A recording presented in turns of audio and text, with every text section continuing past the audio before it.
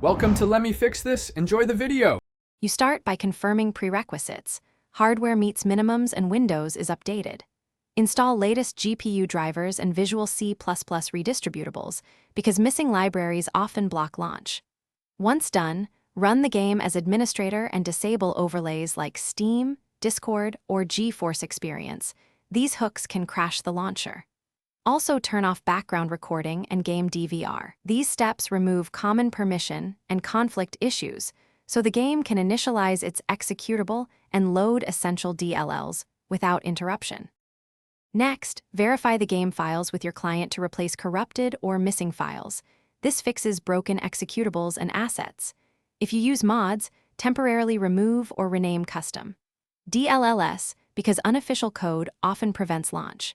Check your antivirus or Windows Defender quarantine and restore whitelisted game files. Make exceptions so real-time scanning doesn't lock files. If crashes persist on newer Windows builds, try setting compatibility to Windows 7 or 8 for the launcher.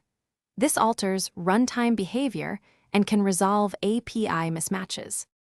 Finally, if problems persist, reinstall the game after backing up saves. A clean install removes deep corruption. Update, or if issues began after an update, roll back GPU drivers. Driver regressions cause sudden launch failures. Reboot between each major change so services reset.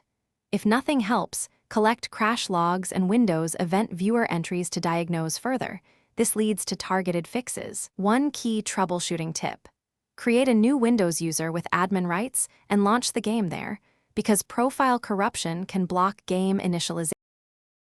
Thanks for watching. If you found this helpful, don't forget to like and subscribe.